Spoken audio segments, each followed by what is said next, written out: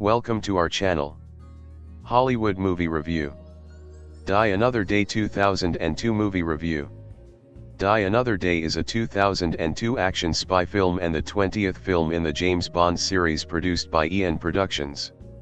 It was directed by Lee Tamahori, produced by Michael G. Wilson and Barbara Broccoli, and written by Neil Purvis and Robert Wade. The fourth and final film starring Pierce Brosnan as the fictional MI6 agent James Bond, it was also the last with Samantha Bond as Miss Moneypenny. Halle Berry co-stars as Bond girl and NSA agent Jinx. In the film, Bond attempts to locate a traitor in British intelligence who betrayed him and a British billionaire who is later revealed to be connected to a North Korean operative who Bond seemingly killed. It is an original story, although it takes influence from Bond creator Ian Fleming's novels Moonraker, 1955, and The Man with the Golden Gun, 1965, as well as Kingsley Amis's novel, Colonel Sun. Die Another Day was released on November 20, 2002 internationally by 20th Century Fox and November 22, 2002 in the United States by MGM Distribution Co. under the Metro-Goldwyn-Mayer label. It marked the James Bond franchise's 40th anniversary. The film includes references to each of the preceding films. It received mixed reviews from critics, who praised Tamahori's direction, but criticized the reliance on CGI, product placement, the story, and the villain. Nevertheless, the film was a box office success, grossing $432 million worldwide, becoming the sixth highest grossing film of 2002. The next film in the series, Casino Royale, was released in November 2006, which also served as a reboot of the franchise with Daniel Craig replacing Brosnan as Bond. MI6 agent James Bond infiltrates a North Korean military base where Colonel Tan Sun Moon is trading weapons for African conflict diamonds. After Moon's right-hand man, Zhao, receives notification of Bond's real identity, Moon attempts to kill Bond, and a hovercraft chase ensues, ending with Moon's craft tumbling over a waterfall. Bond is captured by North Korean soldiers and imprisoned by the colonel's father, General Moon. After 14 months of captivity and torture at the hands of the Korean People's Army, KPA, Bond is traded for Zhao in a prisoner exchange across the Bridge of No Return. He is taken to meet M, who informs him that his status as a 00 agent has been suspended on suspicion that he leaked information to the North Koreans under duress. Bond is convinced that he has been set up by a double agent in the British government. After escaping MI6 custody, he finds himself in Hong Kong, where he learns from Chang, a Chinese agent and old colleague, that Zhao is in Cuba. In Havana, Bond meets NSA agent Jason Tajinx Johnson and follows her to a gene therapy clinic, where patients can have their appearances altered through DNA restructuring. Jinx kills Dr. Alvarez, the clinic's leader, while Bond locates Zhao inside the clinic and fights him. Zhao escapes, leaving behind a pendant which leads Bond to a cache of conflict diamonds bearing the crest of the company owned by British billionaire Gustav Graves. Bond learns that Graves appeared only a year prior, apparently having discovered a diamond vein in Iceland, which led to his current wealth and celebrity. At Blades Club in London, Bond meets Graves along with his assistant Miranda Frost, who is also an undercover MI6 agent. After a fencing match that escalates into a claymore duel, Graves invites Bond to Iceland for a scientific demonstration. M restores Bond's 00 status, but warns him that MI6 has other priorities and Q issues him an Aston Martin V12 Vanquish with active camouflage. At his ice palace in Iceland, Graves unveils a new orbital mirror satellite, Icarus, which is able to focus solar energy on a small area and provide year-round sunshine for agriculture. Frost seduces Bond, and Jinx infiltrates Graves' command center but is captured by Graves and Zhao. Bond rescues her and discovers that Graves is Colonel Moon, who has used gene therapy to change his appearance and amassed his fortune through conflict diamonds, using them as cover. Bond confronts Graves, but Frost arrives to reveal herself as the traitor who betrayed him in North Korea, forcing Bond to escape from Graves' facility. He returns in his Vanquish to rescue Jinx, who has been recaptured in the palace. As Graves uses Icarus to melt the ice palace, Zhao pursues Bond into the palace using his Jaguar XKR. Bond kills Zhao by shooting an ice chandelier, which falls onto him and revives a nearly drowned Jinx in a hot pool. Bond and Jinx pursue Graves and Frost to the Korean peninsula and stow away on Graves' an 124 cargo plane. Graves reveals his identity to his father, and the true purpose of the Icarus satellite, to cut a path through the Korean demilitarized zone with concentrated sunlight, allowing the KPA to invade South Korea and unite the peninsula. Horrified, realizing this could provoke the US and UN to respond, restart the Korean War, and possibly escalate it into World War III, General Moon rejects the plan, but Graves kills him. Bond attempts to shoot Graves, but is blocked by a soldier. During their struggle, a gunshot pierces the fuselage, causing the plane to decompress and descend rapidly. Bond and Graves engage in a fist fight while Jinx attempts to regain control of the plane. Frost attacks Jinx, forcing her to defend herself in a sword duel. After the plane passes through the Icarus beam and is further damaged, Jinx kills Frost. Graves attempts to escape, but Bond opens Graves' parachute, pulling him out of the plane and into one of its engines, disabling the Icarus beam. Bond and Jinx escape from the disintegrating plane in a helicopter from the cargo hold, with Graves' stash of diamonds. Later, they spend a romantic evening at a Buddhist temple. After the success of The World Is Not Enough, producers Barbara Broccoli and Michael G. Wilson asked the director Michael Apted to return to direct. Although Apted accepted, they rescinded the offer in order to ask Tony Scott and John Woo, who both declined. Scott claims to have suggested Quentin Tarantino as director, although Wilson denies that any formal negotiations were held with him. Pierce Brosnan suggested John McTiernan, Ang Lee, and Martin Scorsese as potential choices, and informally discussed the idea of directing a Bond film with Scorsese on a flight. Brett Ratner, Stephen Hopkins, and Stuart Baird were later in negotiations to direct, before Lee Tamahori was hired. Tamahori confirmed to Total Film in 2002, having pitched a scene where Brosnan's 007 meets an older, former 007 in Scotland played by Sean Connery, but was advised it was too dangerous to have two 007s in one movie. Principal photography of Die Another Day began on January 11, 2002 at Pinewood Studios. The film was shot primarily in the United Kingdom, Iceland, and Cadiz, Spain. Other locations included Pinewood Studios' 007 stage and Maui, Hawaii, in December 2001. Laird Hamilton, Dave Kalama, and Derek Dorner performed the pre-title surfing scene at the surf break known as Jaws in Pihi, Maui, while the shore shots were taken near Cadiz and New Quay, Cornwall. Scenes inside Graves' diamond mine were also filmed in Cornwall, at the Eden Project. The scenes involving the Cuban locations of Havana and the fictional Isla de los Órganos were filmed at La Caleta, Spain. The scenes featuring Barry in a bikini, designed to resemble Ursula Andress's swimming costume in Dr. No, were shot in Cadiz. The location was cold and windy, and footage has been released of Barry wrapped in thick towels between takes to avoid catching a chill. Barry was injured during filming when debris from a smoke grenade flew into her eye.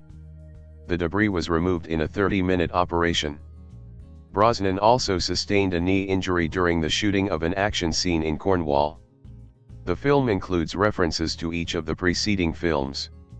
18 gadgets and other props from every previous Bond film and stored in Eon Productions archives appear in Q's warehouse in the London Underground. Examples include the jetpack in Thunderball and Rosa Klebeb's poison-tipped chew-in From Russia with Love.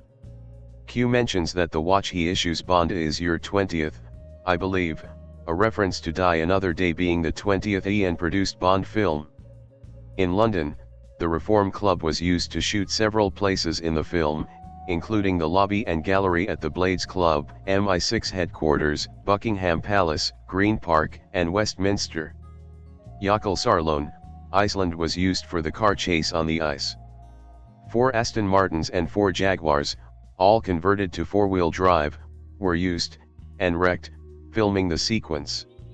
A temporary dam was constructed at the mouth of the narrow inlet to keep the salty ocean water out and allow the lagoon to freeze. Additional chase footage was filmed at Svalbard, Norway, Jostedalsbreen National Park, Norway, and RAF Little Rissington, Gloucestershire. Manston Airport in Kent was used for the scenes involving the Antonov cargo plane scenes. The scene in which Bond surfs the wave created by Icarus when Graves was attempting to kill Bond was shot on the blue screen. The waves, along with all the glaciers in the scene, are computer-generated. The hangar interior of the U.S. Air Base in South Korea, shown crowded with Chinook helicopters, was filmed at RAF Odiham in Hampshire, UK, as were the helicopter interior shots during the Switchblade sequence. These latter scenes, though portrayed in the air, were actually filmed entirely on the ground, with the sky background being added in post-production using blue screen techniques. Although the base is portrayed in the film as a US base, all the aircraft and personnel in the scene are British in real life. In the film, Switchblades, one-person gliders resembling fighter jets in shape, are flown by Bond and Jinx to stealthily enter North Korea. The Switchblade was based on a workable model called FOST, Programmable High-Altitude Single Soldier Transport. Kinetic Aerospace Incorporated's lead designer, Jack McCornack, was impressed by director Lee Tamahori's way of conducting the Switchblade scene and commented, "It's brief, but realistic. The good guys get in unobserved, thanks to a fast cruise, good glide performance, and minimal radar signature. It's a wonderful promotion for the FOST." The satellite attack at the end of the film was at first written to take place in Manhattan, but after the September 11 attacks, it was moved to the Korean Demilitarized Zone. The soundtrack was composed by David Arnold and released on Warner Brothers Records. He again made use of electronic rhythm elements in his score, and included two of the new themes created for The World Is Not Enough. The first, originally used as Renard's theme, is heard during the Mammoth Antonov cue on the recording, and is written for piano. The second new theme, used in the Christmas in Turkey track of The World Is Not Enough, is reused in the Going Down Together track. The title song for Die Another Day was co-written and co-produced by Mirwais Ahmadzai and performed by Madonna, who also had a cameo in the film as Verity, a fencing instructor. The concept of the title sequence is to represent Bond trying to survive 14 months of torture at the hands of the North Koreans. Critics' opinions of the song were sharply divided. It was nominated for a Golden Globe for Best Original Song and the 2004 Grammy Award for Best Dance Recording, but also for a Golden Raspberry Award for Worst Original Song of 2002, while Madonna herself won the Golden Raspberry Award for Worst Supporting Actress for her cameo. In a Maury poll for the Channel 4 program James Bond's Greatest Hits, the song was voted 9th out of 22, and also came in as an overwhelming number 1 favorite among those under the age of 24. Reportedly, 20 companies paying $70 million had their products featured in the film, a record at the time, although USA Today reported that number to be as high as $100 million. The 11th generation Ford Thunderbird was featured in the film as Jinx's car, with the coral color paying homage to a paint option for the original model, and matching her bikini. Ford produced a limited edition 007 branded 2003 Thunderbird as a tie-in for the film, featuring a similar paint job. Revlon produced 007 color collection makeup inspired by Jinx. Bond Barbie dolls inspired by the franchise were also produced, featuring a red shawl and an evening dress designed by Lindy Hemming, and sold in a gift set with Ken posing as Bond in formal wear designed by the Italian fashion house Brioni. Die Another Day had its world premiere on November 18, 2002 at the 56th Royal Film Performance, a fundraising event held in aid of the film and TV charity. The event took place at the Royal Albert Hall in London, and Queen Elizabeth II and Prince Philip were guests of honor. The Royal Albert Hall had a makeover for the screening and had been transformed into an ice palace. Proceeds from the premiere, about £500,000, were donated to the film and television charity, of which the Queen was patron. Die Another Day was controversial in the Korean peninsula. The North Korean government disliked the portrayal of their state as brutal and war-hungry. The South Koreans boycotted 145 theaters where it was released on December 31, 2002, as they were offended by the scene in which an American officer issues orders to the South Korean army in the defense of their homeland, and by a sex scene near a statue of the Buddha. The Jogye Buddhist order issued a statement that the film was disrespectful to our religion and does not reflect our values and ethics. The Washington Post reported growing resentment in the nation towards the United States. An official of the South Korean Ministry of Culture and Tourism said that Die Another Day was the wrong film at the wrong time. Die Another Day was released on DVD and VHS on June 3, 2003 by MGM Home Entertainment. It was released on Blu-ray on October 21, 2008. It was released digital in 4K on September 15, 2015. On the first day of release, ticket sales reached £1.2 million at the UK box office. 40 Die Another Day grossed $47 million on its opening weekend in the US and Canada and was ranked number 1 at the box office.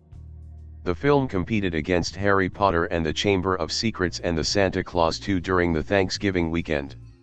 Later on, Harry Potter and the Chamber of Secrets and Die Another Day would simultaneously reclaim the number 1 spot at the box office. For 6 months, they were both the latest films to return to the top spot at the box office, until Finding Nemo joined the group in June 2003. The film earned $160.9 million in the US and Canada, and $432 million worldwide, becoming the 6th highest grossing film of 2002. Not adjusting for inflation, Die Another Day was the highest grossing James Bond film until the release of the next James Bond movie, Casino Royale, in 2006. On Rotten Tomatoes, the film received an approval rating of 56% based on 220 reviews, with an average rating of 6.1/10.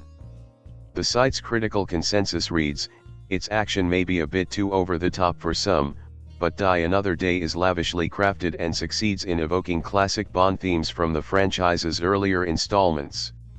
On Metacritic, the film has a weighted average score of 56 out of 100 based on 43 critics, indicating mixed and average reviews. Audiences surveyed by CinemaScore gave the film a grade A on scale of A to F. Michael D'Aquina of Film Threat praised the film as the best of the series to star Pierce Brosnan and the most satisfying installment of the franchise in recent memory. Larry Carroll of CountingDown.com praised Lee Tamahori for having magnificently balanced the film so that it keeps true to the Bond legend, makes reference to the classic films that preceded it, but also injects a new zest to it all. Entertainment Weekly Magazine also gave a positive reaction, saying that Tamahori, a true filmmaker, has re-established the series' pop sensuality. A.O. Scott of the New York Times called the film the best of the James Bond series since The Spy Who Loved Me. 46 Roger Ebert of the Chicago Sun-Times, who gave the film 3 stars out of 4, stated, "This movie has the usual impossible stunts. But it has just as many scenes that are lean and tough enough to fit in any modern action movie." 50 Kyle Bell of Movie Freaks 365 stated in his review that the first half of Die Another Day is classic Bond, but that things start to go downhill when the Ice Palace gets introduced. Several reviewers felt the film relied too heavily on gadgets and special effects, with the plot being neglected. James Berardinelli of Real Views said, "This is a train wreck of an action film, a stupefying attempt by the filmmakers to force-feed James Bond into the mindless XXX mold and throw 40 years of cinematic history down the toilet in favor of bright flashes and loud bangs." Of the action sequences, he said, "Die Another Day is an exercise in loud explosions and excruciatingly bad special effects. The CGI work in this movie is an order of magnitude worse than anything I have seen in a major motion picture. Coupled with lousy production design, Die Another Day looks like it was done on the cheap." Keith Phipps of the AV Club stated that the many shots of characters operating devices with remote controls will do little to quiet the complaints that the films have started to resemble video games, and the same can be said of the proliferating digital effects. Gary Brown of the Houston Community Newspapers also described the weak point of the film as the seemingly non-stop action sequences and loud explosions that appear to take center stage while the Bond character is almost relegated to second string. Todd McCarthy of Variety described it as a mid-range series entry that sports some tasty scenes, mostly in the first half, but also pushes 007 into CGI-driven, quasi-sci-fi territory that feels like a betrayal of what the franchise has always been about. Roger Moore, who played Bond in earlier films, said, "I thought it just went too far, and that's from me, the first Bond in space. Invisible cars and dodgy CGI footage? Please." The amount of product placement in Die Another Day had been a contemporaneous point of criticism, with the BBC, Time, and Reuters referring mockingly to the film using the title By Another Day. The producers subsequently chose to limit the number of companies involved in product placement to 8 for the next Bond film, Casino Royale, in 2006. Despite favor from fans who prefer Bond's more camp films, a comment piece in 2020 stated that it is considered by many to be the worst entry in James Bond's canon and compares unfavorably to The Bourne Identity, released months earlier, which ushered in a new era of violent, gritty action espionage movies and gave rise to the stripped-down, no-nonsense Bond of Daniel Craig. It often occupies a low rank on Bond-related lists, and the title song has also received mixed reactions. In a 2021 Yahoo survey consisting of 2,200 experts and superfans, Die Another Day was ranked as the third worst installment after Quantum of Solace and Spectre. The authors of the study did, however, specify that every Bond film is always someone's favorite. Die Another Day was novelized by the then official James Bond writer, Raymond Benson, based on the screenplay by Neil Purvis and Robert Wade. An effort is made to depict some of the film's more outlandish elements with more believability, in the style of Fleming's original novel's use of cutting-edge technology. So, for example, the non-bodywork elements of the Aston Martin with its cloaking function, the glass windows and rubber tires, are described as having retractable covers to achieve the invisibility effect. Fan reaction to it was above average. 007 Legends, released in 2012, features Daniel Craig's James Bond in a Die Another Day level. Speculation arose in 2003 of a spin-off film concentrating on Jinx, which was scheduled for a November/December 2004 release. It was originally reported that MGM was keen to set up a film series that would be a Winter Olympics alternative to the main series. In the late 1990s, MGM had originally considered developing a spin-off film based on Michelle Yeoh's character, Wei Lin, in 1997's Tomorrow Never Dies. The spin-off Jinx was announced in December 2002. Lee Tamahori initially wanted to direct, but Stephen Frears was ultimately hired. Barry and Michael Madsen were originally going to reprise their roles as Jinx and Falco, while Jinx's lover was going to be played by Javier Bardem. Bardem would later play villain Raul Silva in Skyfall, 2012. The film would have revolved around Jinx's entry into the NSA, revealing that she had been adopted by Falco after being orphaned in a bombing and being hired by him from the Rand Corporation to do a job at the NSA as a favor. 46970 Wade described the film as a very atmospheric, Euro thriller, a Bourne-type movie. However, despite much speculation of an imminent movie, on October 26, 2003, Variety reported that MGM had cancelled the project.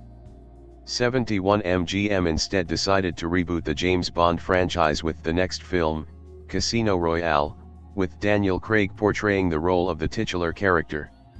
72 In 2020, Barry revealed that the film was cancelled over its $80 million budget, saying, "Nobody was ready to sink that kind of money into a black female action star."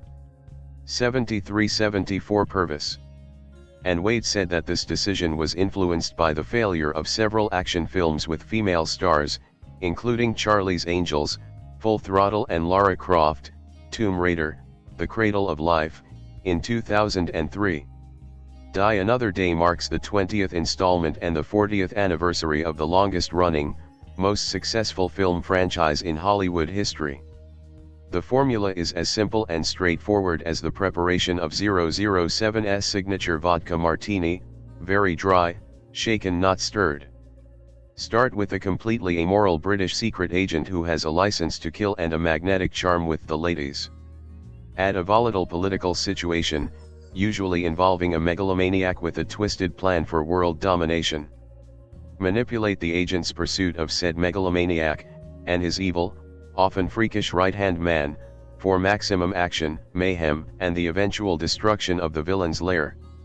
Toss in expensive cars, high-tech gadgets, fashionable formal wear, sly sexual innuendo, exotic locales, shapely women in various stages of undress, casual sex, and violence that produces a substantial body count. The series' latest concoction opens with James Bond in the demilitarized zone between North and South Korea, trying to unmask a traitor tied to diamonds and a satellite/weapon of mass destruction. Immediately, Bond's cover is blown. A hovercraft chase across a minefield ends with his capture.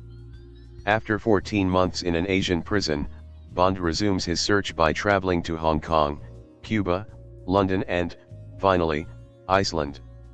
Along the way he encounters the ethically dubious practice of transplanting DNA for genetic therapy, beds 2 fellow agents and makes full use of his license to kill.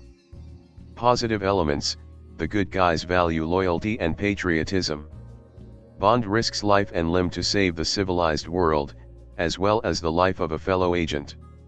Terrorism is condemned, and it's implied that harvesting DNA from people who won't be missed is a heinous practice. Sexual content: when Bond first meets Jinx, she emerges from the surf in a skimpy bikini, they exchange sly innuendos before it is suggested they spend some downtime together that evening. The very next shot shows the pair engaged in passionate foreplay in bed. Later, a masseuse named Peaceful Fountains of Desire prepares to work on Bond until he exposes the encounter as a setup. Cool to Bond's come-ons at first, Miranda Frost melts in the agent's arms and winds up in his bed. Miss Moneypenny uses a virtual reality gadget to have a fantasy fling with 007. Several women are shown in lingerie or bikinis. There's a shot of a well-endowed nude female ice sculpture. The opening credits are accompanied by fire and ice silhouettes of naked women, made all the more inappropriate by the way they're interspersed with shots of Bond being tortured in a Korean prison.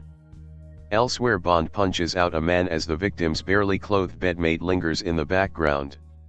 That subtle blend of sex and violence has come to be expected in Bond films, but its familiarity makes it no less insidious. Violent content, torture and murder are portrayed as evil when coming from the villains, but simply a necessary means to an end when the violence comes from Bond and other noble characters. Scores of soldiers, guards, and other faceless pawns get blown up or mowed down in gun battles. On a more personal level, people go toe-to-toe with swords, beat each other senseless with martial arts moves and pull guns in a threatening manner. Jinx puts 2 slugs in a doctor at close range. A man on a hovercraft crashes through a stone wall and plummets over a waterfall. When an airplane's cabin loses pressure, several passengers get sucked out of the hole. Bond escapes from a hospital by using a defibrillator as a weapon. The villain uses a computerized glove to administer crippling electric shocks. A fist fight amid runaway laser beams ends with a man being shot through the back of the head by one. The beam emerges from his lifeless mouth. Bond and Jinx use a laser to cut off the dead man's arm in order to trick a security panel with the handprint. Other villains are knifed in the neck, stabbed in the chest, impaled by falling objects or sucked into a jet engine. Going mano a mano with heavily armed cars, Zhao and Bond get into a dogfight on ice. Men on snowmobiles get mercilessly run down, their bodies hurtling into a building. An exploding briefcase full of diamonds leaves Zhao scarred, and wearing very expensive face studs. Jinx nearly drowns. A simulated shootout in the offices of the British Secret Service yield many casualties. Crude or profane language, sexual innuendo notwithstanding, there are fewer than 10 profanities, The worst examples are a use of G, D, and one woman calling another a B, CH as she kills her. Drug and alcohol content. Alcohol is the beverage of choice for Bond. He's shown drinking in a half-dozen scenes. He also visits a cigar factory in Havana and is later shown puffing on one. Other negative elements. Vengeance plays into Bond's motivations. Also, Jinx says she was named that because she was born on Friday the 13th, and it is implied that she's superstitious. Conclusion: the action is wild and, occasionally, innocent fun. A scene in which Bond dangles from the edge of an icy cliff face that lets loose from a glacier is really clever. But all too often Die Another Day spoils the ride with glamorous violence and immoral sexual antics. The movie may be a rush, but at what cost to fans who continue to have Bond's warped values, namely that promiscuity is cool and merciless bloodshed heroic, pounded into their psyches? Could I be overreacting? Can an action franchise that has made a fortune selling amoral sex and violence really influence the way viewers think and behave? If it can't, why have critics objected to scenes in which Bond smokes cigars, complaining that they glamorize dangerous behavior? And why did 25 corporate partners pony up a reported $100 million of the film's $140 million budget just to be associated with the 007 brand? Because movies are a powerful means of communicating messages, and for many filmgoers, James Bond is a role model. Okay, I admit right off, that I like James Bond movies. The first movie I remember seeing as a child in the back of the family station wagon at the drive-in theater on a hot summer night, was Goldfinger. Admittedly, the Bond films have varied throughout the years, but I really believe that Pierce Brosnan plays the best James Bond since Sean Connery. If you like Bond films in general, you will like Die Another Day a lot. If you do not like Bond films, you can add this to the list of films to avoid. Like all Bond films ever made, this one begins with action, then the over-the-top graphically dazzling and morally questionable dancing Bond girl's title sequence. Just how close to au natural can a woman be yet be made of liquid fire, or ice? Bond is in North Korea on a mission when he is betrayed and hunted down in a huge run-and-gun battle with hovercraft. He is captured, tortured with scorpions and ice dunkings, then left rotting in his cell. 14 months later, he is exchanged for a notorious terrorist named Zhao Rikyun. He is summoned, shamed as a failure and stripped of his 00 status. Of course, he escapes, strikes out on his own and is soon on the trail of Gustav Graves, a young, aggressive multi-millionaire who has an ice mansion in Iceland where he is unveiling a new, here we go again, space-based satellite that will reflect the sun's rays, providing needed warmth for prolonged growing seasons in frigid areas that... Okay, it's really a big gun. Surprised? If you have ever seen a Bond movie, you can write the script from here. Gadgets, you asked? What Bond movie would exist with lots of techno toys for James to use and abuse, given to him by a sarcastically funny Q, played perfectly by John Cleese, including a maxed out Aston Martin with a, well, I cannot tell you more in case you are a fan. Of course Bond has, questionable liaisons with 3 different women including Bond girl Jinx, played very well Halle Berry. Ms. Berry does a very good job of holding her own in attitude and beauty with Brosnan's male prowess and good looks on screen, which is a surprise. Die Another Day has a little of the silliness of previous films, some giant leaps of logic also found in previous films, but overlooked by aficionados because of the wow factor of the stunts, and the standard sexual bantering, but director Lee Tamahori does his best to make the film a serious spy flick. Materialism, sexual innuendo, veiled sexual scenes, and strong violence are both part of the Bond franchise and morally repugnant. Therefore, Die Another Day is definitely not a film for impressionable youngsters, including teenagers. Like all Bond films, it says, if you are smart, strong, handsome, or pretty, resourceful, and willing to take huge risks, then you will be rewarded with the 3 Gs, girls or guys, gold, and glory. I realized with a smile, 15 minutes into the new James Bond movie, that I had unconsciously accepted Pierce Brosnan as Bond without thinking about Sean Connery, Roger Moore, or anyone else. He has become the landlord, not the tenant. Handsome if a little weary, the edges of an Irish accent curling around the edges of the Queen's English, he plays a preposterous character but does not seem preposterous playing him. Die Another Day is the 20th Bond film in 40 years, not counting Casino Royale. Midway through it, Bond's boss M tells him, "While you were away, the world changed." She refers to the months he spent imprisoned at the hands of North Korean torturers, but she might also be referring to the world of Bondian thrillers. This movie has the usual impossible stunts, as when Bond surfs down the face of a glacier being melted by a laser beam from space. But it has just as many scenes that are lean and tough enough to fit in any modern action movie. It also has a heroine who benefits from 40 years of progress in the way we view women. When Halle Berry, as Jinx, first appears in the movie, there is a deliberate and loving tribute to the first Bond girl, Ursula Andress, in Dr. No, 1962. In both movies, the woman emerges from the surf wearing a bikini which, in slow motion, seems to be playing catch-up. Even the wide belt is the same. But Jinx is a new kind of Bond girl. She still likes naughty double entendres. Bond says, "My friends call me James Bond," and she replies, "Well, that's a mouthful." But in Die Another Day, her character is not simply decoration or reward, but a competent and deadly agent who turns the movie at times into almost a buddy picture. The film opens with an unusual touch. The villains are not fantastical fictions, but real. The North Koreans have for the time being joined the Nazis as reliable villains, and Bond infiltrates in order to, I don't know, deal with some African conflict diamonds, if I heard correctly, but I wasn't listening carefully because the diamonds are only the MacGuffin. They do, however, decorate the memorable cheekbones of one of the villains, Zhao, Rikyun, who seems to have skidded face down through a field of them at high impact. A chase scene involving hover tanks in a minefield is somewhat clumsy, the hover tank not being the most graceful of vehicles, and then Bond is captured and tortured for months. He's freed in a prisoner exchange, only to find that Judi Dench, suspects him of having been brainwashed. Is he another Manchurian candidate?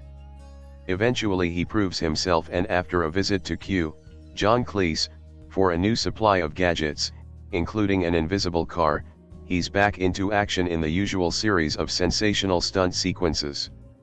For the first time in the Bond series, a computer-generated sequence joins the traditional use of stuntmen and trick photography. A disintegrating plane in a closing scene is pretty clearly all made of ones and zeros, but by then we've seen too many amazing sights to quibble. The North Koreans are allied with Gustav Graves, Toby Stevens, a standard-issue world-dominating Bond villain, whose orbiting space mirror is not exactly original. What is original is Gustav's decision to house his operation in a vast ice building in Iceland. Since his mirror operates to focus heat on the Earth, this seems like asking for trouble, and indeed before long the ice palace is melting down, and Jinx is trapped in a locked room with the water level rising toward the ceiling. Exactly why the room itself doesn't melt is a question countless readers will no doubt answer for me. Other characters include the deadly Miranda Frost, Rosamund Pike, whose name is a hint as to which side she is on, and Damien Falco, Michael Madsen, whose name unites two villainous movie dynasties and leaves me looking forward to Freddie Lecter. Oh, and Miss Moneypenny, Samantha Bond, who seems to have been overlooked, makes a last-minute appearance and virtually seduces Bond. The film has been directed by Lee Tamahori, whose credits include Once Were Warriors and Mulholland Falls, from New Zealand, who has tilted the balance away from humor and toward pure action. With Austin Powers breathing down the neck of the franchise, he told Sight and Sound magazine, "It seemed like looking for trouble to broaden the traditional farcical elements." Die Another Day is still utterly absurd from one end to the other, of course, but in a slightly more understated way. And so it goes, Bond after Bond, as the most durable series in movie history heads for the half-century. There is no reason to believe this franchise will ever die. I suppose that is a blessing. Widely regarded as one of the worst Bond films, it's easy to understand why. Die Another Day has many flaws, but it's not without entertainment value. I think the first 30 minutes are classic Bond, and the opening action scene with the hovercraft is imaginative and nicely executed. I like all the stuff in Cuba and hell, even the Ice Palace doesn't bother me that much. It is Bond after all, and that's what it's all about. David Arnold's score has the Bond theme in it on several occasions, and his action cues remain some of the best in the business. It has the great brass section necessary for any decent Bond score, and it works well for the film. Pierce Brosnan was a great Bond, where he could be charming, funny, and still ruthless at the same time. Rick Yun as Zhao was a really cool villain and is always worth watching. So I've managed to find a few positives. Now on to the bad. The CGI. Dear God, the CGI is arguably the worst of all time, especially in the parasurfing scene. I remember in the cinema I actually felt myself going red at how bad it was. How could anyone create that and think, yeah, that looks good? There are several bad pieces of CGI throughout the movie, but there's just an overload in the second half. It's not just the effects though. This movie is dumb, even considering it's a Bond movie, it's dumb. There's an invisible car. Halle Berry looks great, but her character is crap and has terrible lines like "your mama." The villain Gustav Graves is more annoying than threatening and just comes across as a smug git. The fact that he is actually the Korean general from the opening scene is beyond silly. You can stretch suspension of disbelief up to a point, but this really pushes it. What's so annoying about the film is the fact that it could have been great. The opening credits with Bond being tortured was amazing looking, but only let down by Madonna's awful song. The story itself had the potential to be interesting, but after the first 30 minutes it's totally pissed away by awful CGI and just utter stupidity. Overall, Die Another Day has a few things going for it in the first half, and the music is great, but it's just so dumb with irredeemable special effects that it's hard to recommend. At last, we have come to the franchise killer. Obviously, it didn't kill off the character of James Bond. Another movie commits that sin more in both a literal and figurative sense, but it would be the movie that brought the series to a screeching halt and forced the filmmakers to reassess the character of Bond and how to tell his stories. James Bond had already been pretty invincible, and he was made even more so during the Moore and Brosnan eras when the spy gear and stunts were getting more and more outlandish. However, Die Another Day is the movie that reshaped my perception of Bond from super spy to superhero, with how he manages to avoid death and save the day. I have to admit that I saw the phrase "the Batman and Robin of the James Bond series" while I was scanning the IMDb page for this movie and thought it was too apt an opinion not to include, so I take no credit for that title. Consider how the Batman movies went from a darker comic book vibe, somewhat close to their source material, to the campy, pun-filled cartoon that Batman and Robin from 1997 was. Then, consider how there was a small hiatus of Batman in movies until Christopher Nolan brought him back in a more grounded, serious movie with Batman Begins. Die Another Day involves James Bond outrunning a sky laser in a rocket car, and then windsurfing on a tidal wave, and then dueling another spy car on a frozen lake and in a melting ice hotel. After the absurdity of this, of course, they would have to try to bring everything back down to earth with the Batman Begins of James Bond, Casino Royale. As ridiculous as Die Another Day is, and as poorly as it has been received among fans, I still enjoy watching it. Shocking, I know, but I enjoy watching it for the same reason I enjoy watching Batman and Robin or the American Godzilla movies. They're terrible, stupid movies that don't make sense but are entertaining in their absurdity. If you gave me the option to watch this or The World Is Not Enough, I'd rather watch Die Another Day, because at least I'm going to laugh at something other than Denise Richards' attempts at acting. Thus, I could list all of the movie's faults in the pros section for how I find them entertaining, but for the sake of avoiding confusion, I'll try to be fair to the movie at first. James Bond, Pierce Brosnan, is undercover in North Korea as an arms dealer. The egotistical son of General Moon, Kenneth Sung, Colonel Moon, Will Yoon-lee receives Bond and starts the negotiations before he realizes who Bond really is. The deal goes bad, and Colonel Moon races away on a hovercraft. Bond chases him down in another hovercraft over a minefield and along a long road before presumably killing him and sending him flying off a cliff. Unfortunately for Bond, he's still deep in North Korea, and MI6 does not seek to negotiate his release. So, Bond is forced to endure torture for several months while Madonna's theme song for the movie plays. MI6 finally does a prisoner trade with Zhao Rikhyun, Colonel Moon's main lieutenant, for Bond. Bond is held against his will in a small clinic, but he's determined to follow Zhao to the ends of the earth to ensure he doesn't evade what he deserves, whatever that is. So, Bond promptly escapes and tracks Zhao to a facility in Cuba where he's undergoing experimental surgery to change his appearance with the intention of getting a new identity and causing more terror around the globe. Following Zhao then puts him on the trail of a wealthy businessman in England by the name of Gustav Graves, Toby Stevens. Graves, who has made his millions off of diamonds, is a shady individual, and MI6 is willing to give Bond another chance at being a 00 to find out more about Graves and what he's up to. With that basic synopsis out of the way, Die Another Day doesn't sound like it's as bad as its reputation makes it out to be. It's when we get more specific that the movie reveals its quality, so there will be spoilers ahead to discuss how truly stupid Die Another Day gets. The opening scene before the title sequence is actually pretty good and perhaps as grounded as the movie gets.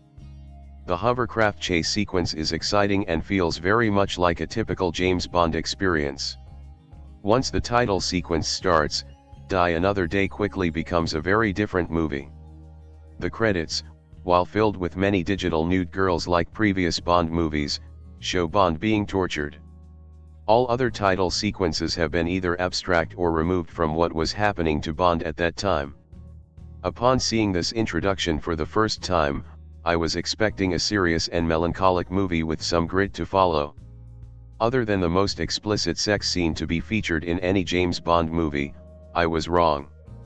After Bond is out of North Korea, we start bending the rules of reality almost immediately and increasing the physical capabilities of Bond.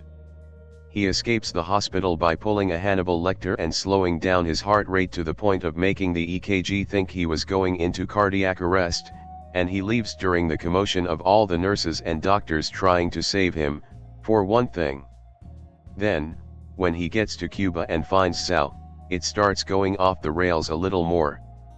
Bond meets the character of Jinx, Halle Berry, with whom he has the explicit sex scene and she stiffly acts as a femme fatale. She's a CIA agent, apparently, and has her own agenda with the medical facility at which Zhao is located.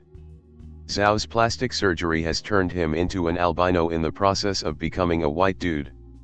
The technology is so good that his DNA is being rewritten so he can become the saltine he always wanted to be. Zhao escapes, Bond blasts a huge hole through a wall with an air canister, and Jinx dives off a very tall cliff to her death reappear later. Then, there's Gustav Graves. I'm not sure what direction was given to Toby Stevens, nor do I know whether or not he wanted to continue the string of over-the-top hammy performances for Bond villains. However, he does his best to make Gustav Graves as smarmy as he is evil while being as over-the-top as possible. When he's first introduced in the film with the scene at the fencing club, he immediately emanates the persona one would associate with the word douchebag and it never lets up. I love it because of how ridiculous the character is, and it gets even better when you learn the twist of who Graves really is, because it just gets dumber. Graves is actually Colonel Moon, who had managed to miraculously survive his fall off the cliff at the beginning of his movie and undergo the experimental gene therapy to the point of transforming from a young North Korean colonel to a posh English millionaire peddling diamonds and creating satellites that shoot solar lasers. I'm not sure how many rewrites the script got, but it might have benefited from a few more. The stupidity does not end with the villains, either. The action scenes get really dumb, too. As I mentioned, there is a satellite that Graves managed to launch into orbit at some point the movie didn't bother to show us under the guise of some philanthropic plan. Of course, it is actually a weapon capable of using energy from the sun to create a giant solar laser beam, and he uses it in an attempt to kill Bond, who is racing away in a rocket car across a giant frozen portion of the ocean or wherever the hell they are. Somehow, the rocket car escapes the death beam and hangs off the edge of the glacier, waiting to be melted, but Graves does the villain thing of reveling in his moment instead of killing Bond. The glacier melts, and Bond uses the parachute and part of the car to surf on the CGI tidal wave caused by the glacial debris before he gets back to his own vehicle and has a spy car battle throughout a hotel that is made of ice. Those last 3 sentences may have run on a little bit, but I didn't really want to take too long to describe the stupidity. I assure you, it is as dumb as it sounds. When the movie is not overloading you with explosions, quick camera swivels, loud music, and gunfights, the characters are talking. Surprisingly enough, or not, the movie does not get any smarter when the characters speak. So much of the script is just overflowing with puns and jokes that I would caution against the James Bond drinking game rules, specifically around puns, for this movie. Bond used to be the pun machine in the movies, but, for some reason, they decided to bestow that gift to other characters as well. It's a quippy movie with some rough acting performances. Halle Berry, despite being a well-known star by this point, is pretty bad in Die Another Day. The quality of her performance is extra funny when you consider that she had to leave the set to get her Academy Award for her performance in Monsters Ball. Rosamund Pike does a decent job and manages to outact Berry. This was her first big theatrical release, but the script doesn't do her any favors. There's also the brief scene in which Madonna shows up. I don't think she's so terrible that she deserved a Razzie for the 5 minutes she was in the movie, but it's a good thing she didn't stick around longer. Now, I pointed out the stupidity of the plot. I've mentioned the ridiculousness of the technology and the villains featured in this movie. I've talked about the laughable script and acting performances. This is easily one of the worst James Bond movies in the entire catalog from an objective point of view. And yet, I enjoy watching it over several of the other movies I've reviewed so far, and some to come. I find it way more entertaining than the more forgettable entries simply because of how absurd it gets. It's deserving of every criticism, but I like to think that the less serious a movie is, the more slack you can cut it for when it fails, except for Casino Royale from 1967. It may have soured my opinion on James Bond movies when I was younger, but it doesn't anger me when I watch it these days, like some of the Daniel Craig Bond films do, because those are so serious in tone, and some seem to actively dislike the character of Bond. I can laugh at Die Another Day and have a good time with its silliness because, at the very least, the writers still understood the character of James Bond and why people like him. Die Another Day is a bad movie. There is no denying it. Between Halle Berry being upstaged in acting quality by Rosamund Pike and Toby Stephens channeling his inner Frank Langella as Gustav Graves, the acting is either flat like Denise Richards' Christmas Jones from The World Is Not Enough or bombastic like Jonathan Pryce's Elliot Carver from Tomorrow Never Dies. The special effects, especially the digital effects during the tidal wave sequence, look awful. The dialogue is infested with so many puns that it would make Arnold Schwarzenegger's Mr. Freeze turn red with embarrassment. Things go from acceptable to completely unbelievable before the movie ends, and Bond walks away more powerful than I ever imagined, and this isn't even his final form. Yet, all of these flaws make the movie more memorable and entertaining than some of the duller entries on the list, for mostly the wrong reasons. It was something of an editing trick in film, TV, and music videos that became very popular in the late 90s and early 2000s, in which the camera movement would suddenly speed up or slow down to change the drama of the shot.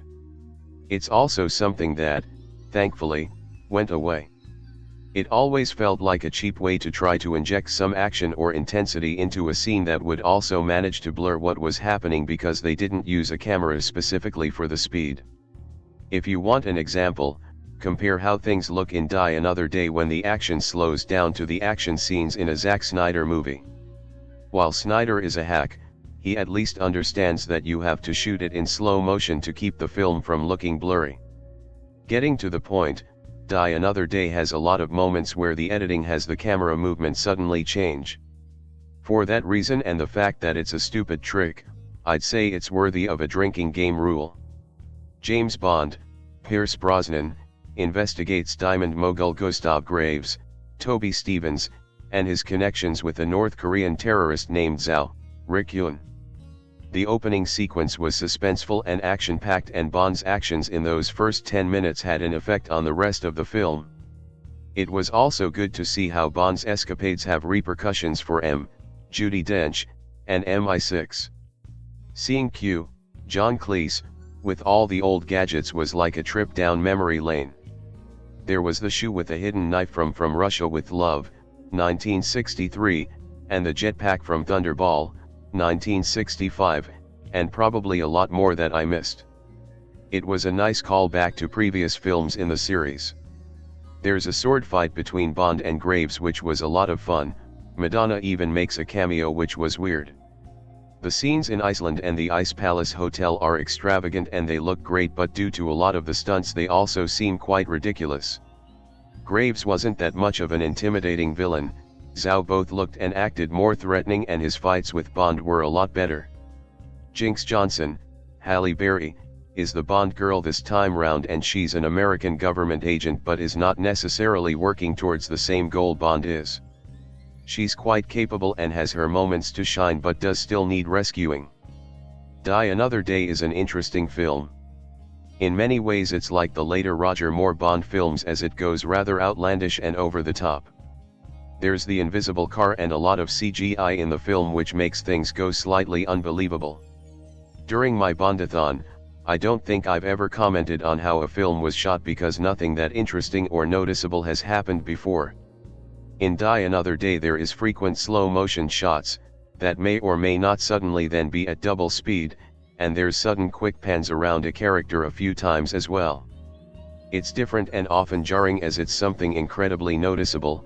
I don't think it added anything to the film.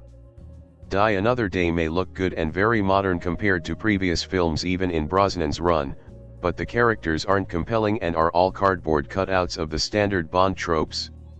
Also, the overuse of special effects makes the film feel dated and a cheap cop-out for some of the great stunts seen before.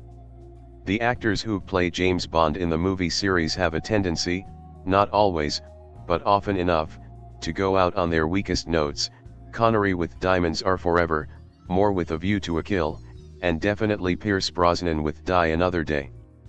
Brosnan caught something of a raw deal with his 4-film run as the character.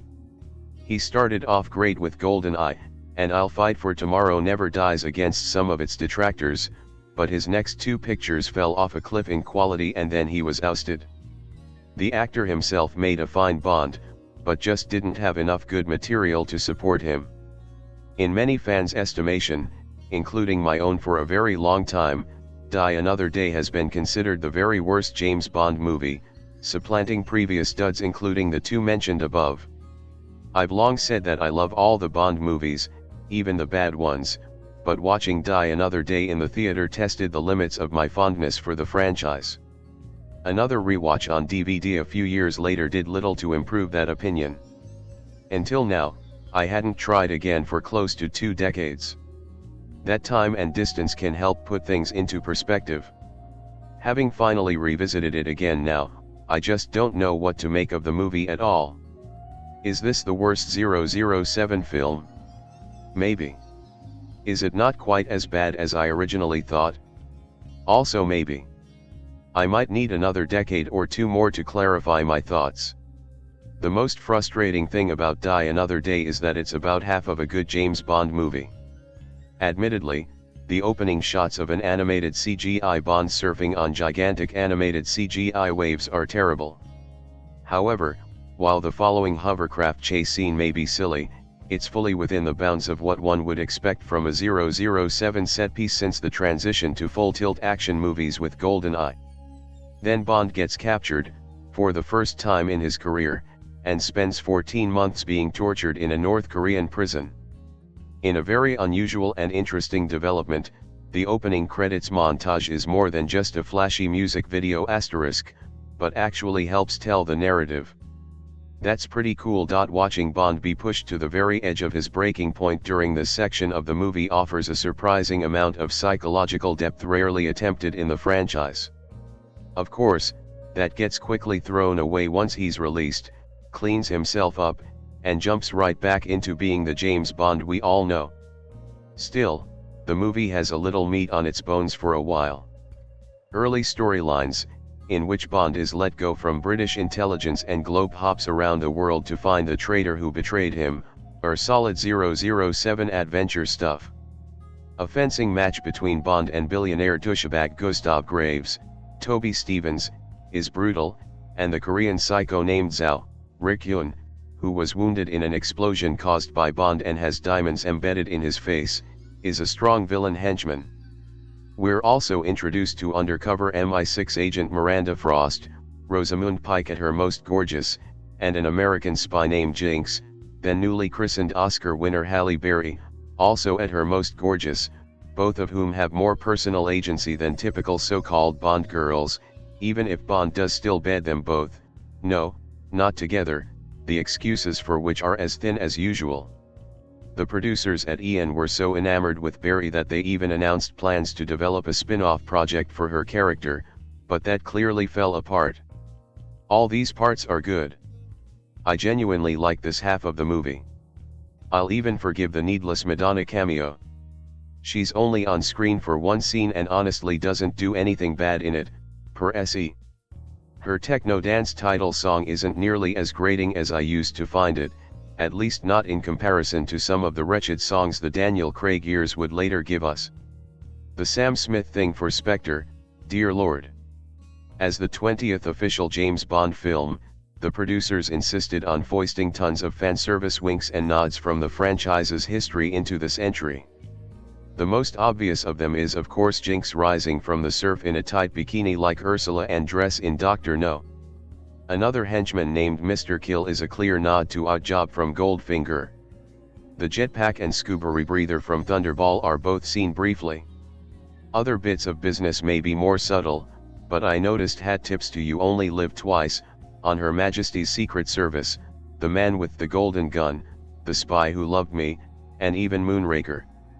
I wouldn't be surprised if I missed some. All this could have been eye-rolling, but most of it is handled with care. Unfortunately, once the story gets to the Ice Hotel, the whole movie goes to hell and never recovers. I won't belabor all the film's sins, but the plotting turns egregiously dumb, the pun-heavy dialogue is obnoxious, most of the action and visual effects scenes are beyond cheesy, who thought the CGI parasailing was a good idea, and the overkill of outrageous gadgets is ridiculous. Frankly, the much derided invisible car is the least of them. I'm much more offended by villain Graves' half-assed mech armor suit with VR goggles and a deadly Nintendo Power Glove. The DNA replacement nonsense is the worst kind of pseudoscience BS.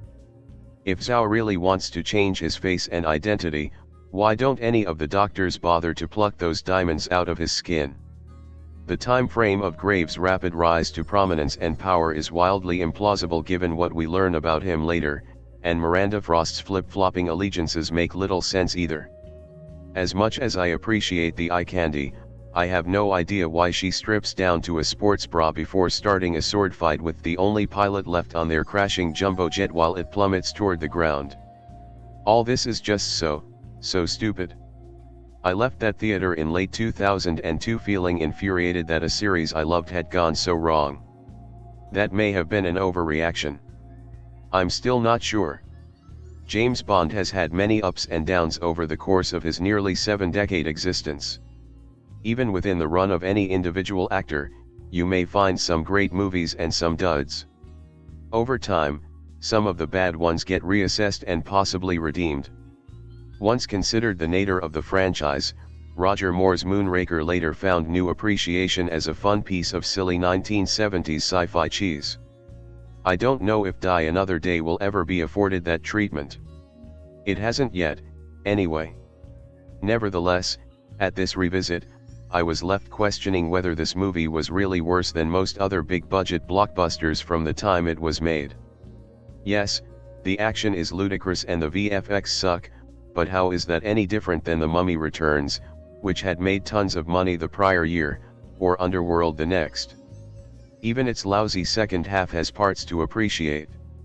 The chase scene over ice between Bond in his tricked-out, weapon-loaded Aston Martin and Zhao in his equally tricked-out, weapon-loaded Jaguar is kind of awesome, its flagrant absurdity well matched with the muscular direction by Lee Tamahori, once were warriors. Ultimately, I'm left unsure how to judge Die Another Day. Perhaps it's more tolerable today than I felt at the time. Whether it's the worst Bond film is up for some debate. If not, then what would be? Either way, I doubt it will ever rank in the top half of the franchise for anyone. Despite not liking the movie very much, I wound up owning 2 copies of Die Another Day on Blu-ray. The first, released in 2008, came packaged in a steelbook case that I purchased for obsessive completist purposes, believing at that time the entire series would eventually become available in steelbooks. That same disc was later included within the enormous Bond 50 box set in 2012. Sometime in more recent years, a 4K SDR remaster of the film hit paid VOD streaming providers. I have neither rented nor purchased that, reasoning that a proper 4K HDR disc will likely come along in the future. For this viewing, I could have at least rented that 4K version, but opted to just watch one of the Blu-rays I already owned instead. I made a mistake there. I used to think the disc for GoldenEye was the worst Blu-ray in the Bond 50 set, and it may possibly still be, but Die Another Day really gives it a run for its money in that department. This disc looks awful. The 2.39:1 image is plagued by horrendous edge enhancement right from the opening scene. People and objects are surrounded by ugly electronic halos. The picture has a very gritty, unnatural texture and grain is exaggerated to a terribly distracting extent. The problem may tame down a bit for a little while in the movie's second half, but it never entirely goes away, and it ramps back up before the end. This isn't just one of the worst James Bond Blu-rays, it's one of the worst Blu-rays I've ever watched, period. The James Bond franchise celebrated its 40th birthday with the release of 2002's Die Another Day, which is also the 20th motion picture in the long-running series. Unfortunately, a lot has changed since 1962, whereas Dr. No and Goldfinger were edgy spy thrillers, Die Another Day is an absurd cartoon which, ironically, feels more like a lifeless Bond imitator. Artistically bankrupt and often strangely incompetent, the movie tries to bring Bond into the 21st century digital realm, with CGI and color correction replacing grit and old-school special effects. Admittedly, the picture's first half contains a handful of entertaining set pieces, but it eventually devolves into a joyless CGI demo reel with a script bordering dangerously close to self-parody. It's the worst 007 adventure since Moonraker. When a dangerous mission into North Korea goes wrong, James Bond, Brosnan, is captured and held prisoner, condemned to be tortured on a daily basis for over a year. MI6 eventually negotiate Bond's release, but Dench immediately strips him of his 00 status and detains him. On a vendetta to find who set him up in Korea, Bond escapes captivity and goes on the run from His Majesty's Secret Service. Bond soon crosses paths with Korean anarchist Zhao Yun, and rich industrialist Gustav Graves Stevens, who plan to take the nation's hostage using a powerful space-based weapon capable of emitting a devastating laser. On his mission, Bond also meets NSA agent Jinx, Barry, and undercover British agent Miranda Frost, Pike, who has infiltrated Graves' villainous organization. To its credit, Die Another Day does try to shake up the formula a bit, with 007 being disowned by the British government under suspicion that he spilled national secrets under interrogation. We thus get a renegade James Bond in the vein of License to Kill, but the concept was far edgier and more engaging in the 1989 picture.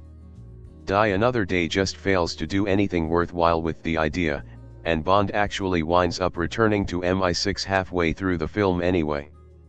The script here was written by Neil Purvis and Robert Wade, who had a hand in writing The World Is Not Enough with Bruce Fierstein, who wrote GoldenEye and Tomorrow Never Dies. But Fierstein was unfortunately jettisoned for Die Another Day, and it's noticeable. Dialogue is often unremarkable, and the one-liners and humorous moments do not possess the usual 007 wit.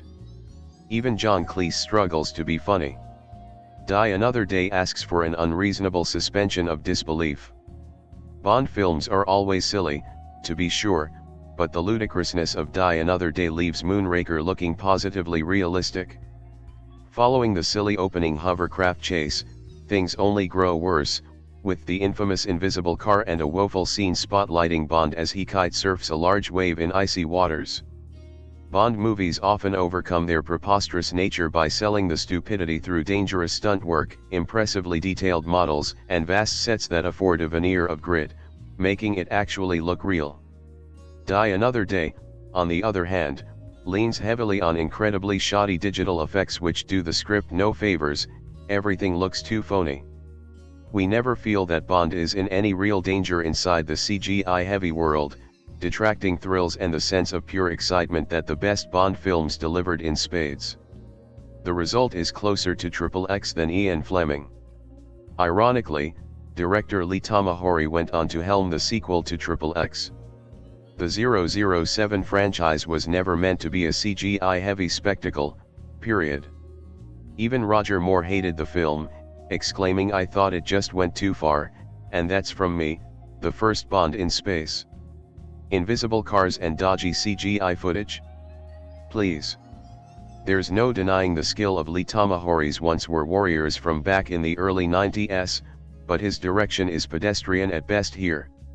Die Another Day is a sloppily constructed action film, mise en scene is slipshod and editing is astonishingly harsh. It's often leaden when it should be fluid and involving, and the action scenes are somewhat sluggish. Although the film looks attractive as one would expect considering the $140 million budget, Tamahori was way out of his league in charge of a film of such scope, displaying an inability to generate much in the way of tension, suspense, or excitement. The only real saving grace is David Arnold's superlative score. Rousing and well judged, Arnold's music is the only thing keeping Die Another Day afloat during its action scenes. On the other hand, however, Madonna's title song is just awful, a mindless, grating pop tune which gets on one's nerves very easily. One has to feel sorry for Pierce Brosnan. The star loved the notion of playing Bond, and his debut, GoldenEye, was one of the franchise's strongest entries. Tomorrow Never Dies and The World Is Not Enough confirmed Brosnan's status as the best 007 since Sean Connery, and he was on his way to becoming the definitive Bond, yet his final film as the iconic super spy had to be this tragic clusterfuck. Unsurprisingly, Brosnan is still a solid Bond here, suitably charming and physically capable. But he's simply not given enough to do. In prior films, he had the chance to show his range and play Bond with emotional depth, but he's one note here. As the proverbial villains, Toby Stephens and Rick Yune are admittedly quite good, and Rosamund Pike is one of the most beautiful Bond girls the series. On the other hand, Oscar winner Halle Berry is disappointing as Jenks. Berry is sassy and beautiful, but her performance seems half-hearted here. As bad as it is, Die Another Day is not a complete bust. At its best, the film is an entertaining diversion with fun to be had from time to time. At worst, it's a cringe-worthy embarrassment to the James Bond franchise, tarnishing the brand name and reinforcing that the series needed a fresh new start. It's a shame, too, because GoldenEye was terrific series revivification, and it only took 3 films for the producers to fuck it up. And although it was the script which let him down, Pierce Brosnan ended up being fired in the film's aftermath. I guess the only fortunate thing about the film is that it led to the exceptional Casino Royale.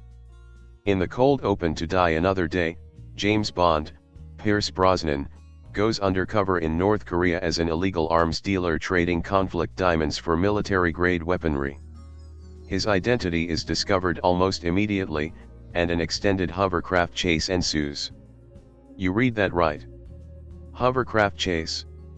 As is standard with these Brosnan films, The chase is littered with fiery explosions and ends with a flat one-liner. Following the chase, Bond is captured by the Koreans and held prisoner. He is later transferred back to MI6 in a prisoner exchange, but MI6 revokes his spying privileges pending an investigation as to whether or not he leaked information to the Koreans. Bond, knowing he is being set up, decides to do some spying anyway. He travels to Cuba, where we meet the unfortunate Jinx Johnson, Halle Berry. There is not even a hint of naturalism to Berry's line readings, and she and Brosnan lack chemistry throughout the film. Rosamund Pike fares better in the Bond girl role, but she isn't around enough to make the acting front memorable on a positive level. At times, Die Another Day goes full camp. Exhibit A is the invisible Aston Martin Vanquish. Other times, it purports to be a serious Bond installment. The film wants to be all that a Bond film can be, and that is simply impossible given the variety of tones available. The tonal inconsistency is too much to balance. Die Another Day is the biggest clunker in the James Bond franchise. The campiest of Roger Moore films do it purposefully and don't fluctuate in tone too much. The slowest paced of the Sean Connery films may not hold up over time, but at least the acting is noteworthy in some capacity. Be careful what you wish for, I guess. 1999's The World Is Not Enough was a James Bond film that seemed oddly unenthused and lazy, relying on old franchise traditions without any real sense of spark or effort. The next Bond feature, 2002's Die Another Day, almost seems its opposite. If anything, there is too much effort taken to shake things up. I applaud its ambitions while finding the results absolutely farcical. For those who struggle with remembering which Bond film is which, this is the one with the invisible car. In Die Another Day, Bond, Pierce Brosnan, is captured and tortured by the North Korean military after a mission goes awry. Released in a prisoner exchange, he goes rogue to track down the Korean terrorist Zhao Ryuk-hyun, encountering his American equivalent Jinx, Halle Berry, along the way. The Bond films have regularly pushed the limits on realism in regards to the various gadgets Bond receives from his quartermaster Q Branch, as well as some of the more outlandish master plans unleashed by his enemies. Occasionally those limits are broken completely, most famously in 1979's Moonraker, but also very much here in Die Another Day. Here everyone appears to own a deadly laser. Gene therapy treatments can change a person's entire height, appearance, and ethnicity. The villain has a giant satellite that can reflect and amplify the sun's rays, effectively creating a death beam that incinerates everything in its path. And, yes, James Bond has an invisible car. Die Another Day's first and most significant problem is that there is no suspension of disbelief. It is simply so outlandish and unbelievable that it becomes difficult to care about the story. There is also an odd obsession with giving Bond more inventive and unusual things to do. He enters North Korea on a surfboard. To escape the villainous Gustav Graves, Toby Stevens, destructive Icarus Ray, he improvises some parasailing. In the middle of the film there is an utterly odd fencing duel between them. They all feel vaguely ridiculous, like a balding middle-aged man driving an incongruous sports car. It all jars very badly with the film's opening act, in which Bond is brutally tortured for 14 months in a Pyongyang prison. The film pushes heavily into giving Bond an equal as a love interest. Jinx, Berry, is not just another international secret agent, she is overtly and aggressively sexualized, comes packed with her own range of pithy quips and bon mots, and enters the film pursuing her own agenda. The problem with the character comes with balance. This is, at the end of the day, a James Bond film. Bond needs to dominate, and this soon drives Jinx into the same victim-cum-sidekick role occupied by all Bond girls. It is the same problem faced by Wei Lin, Michelle Yeoh, in Tomorrow Never Dies. Sooner or later the apparent equal female protagonist is going to be tossed the proverbial idiot ball to make the genre conventions work. The sexual innuendos, a key part of Bond in its earlier decades, continue on from their revival in The World Is Not Enough, but here they seem massively expanded. It seems everyone is in on the act, not just Bond but Jinx, M, fellow MI6 agent Miranda Frost, Rosamund Pike, Graves, even Madonna has a red-hot go in an odd one-scene cameo. I actually feel a little sorry for Pike. Future performances in Gone Girl, A Private War, and other films will show her off as one of the UK's strongest acting talents. Here she plays demure second fiddle to Halle Berry, until, spoiler warning here, I suppose, an undermotivated second act twist reveals her as another villain. For the rest of the film she is stuck playing things overt and hammy. One wonders if, at the point she is required to challenge Berry to a sword duel on a Russian cargo plane while wearing nothing but tight pants and a sports bra, if Pike reconsidered playing the role, even her life choices. If there is a highlight of the film, it is Bond and Zhao engaging in a one-on-one duel while driving gadget-filled spy cars on a frozen lake. That, however, is one scene, and does not explain where Zhao got a spy car and fails to compensate for the weird silly science fiction elements, or the unbalanced characters, or the risible dialogue, or Toby Stephens' oddly awful performance. In his mild defense, he knows what he's in and performs appropriately. This is a villain performance in the mode of Jeremy Irons' spectacular self-sabotage in Dungeons and Dragons. Running a decades-long action movie series is always going to be difficult. Keeping things at a constant standard of quality must be close to impossible. It is no surprise that there are bad Bond films as much as there are good ones, and there are some absolutely great ones.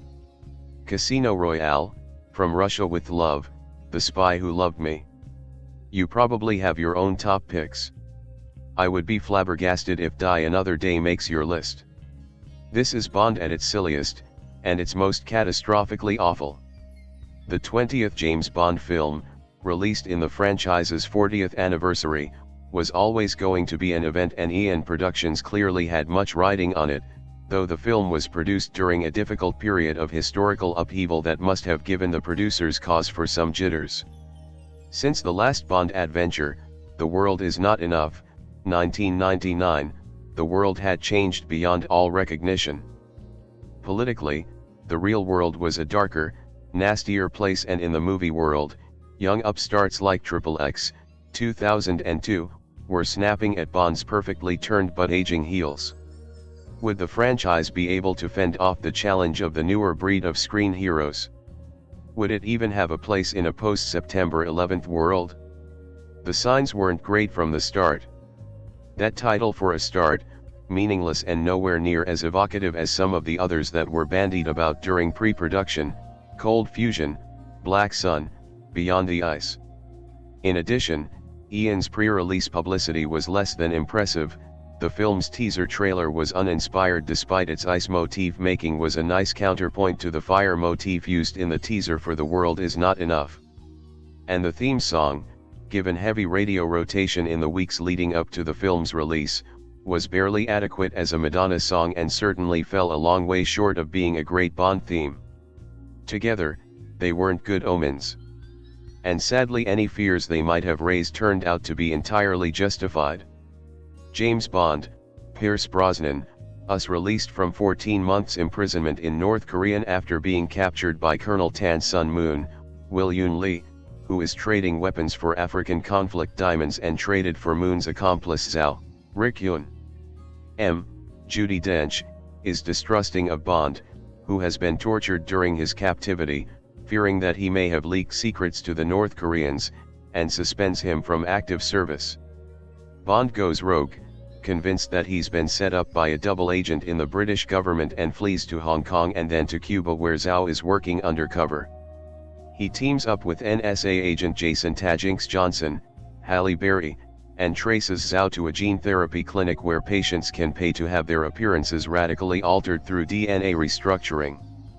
Further investigations lead him to billionaire Gustav Graves, Toby Stephens, and his assistant Miranda Frost, Rosamund Pike, actually an undercover MI6 agent, who came to prominence after discovering a diamond mine in Iceland.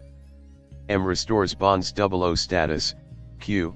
John Cleese, issues him an Aston Martin V12 Vanquish with a gimmicky camouflage technology that turns it effectively invisible, and Bond discovers that Graves has an orbital mirror satellite, Icarus, which he intends to use to focus solar energy as a weapon.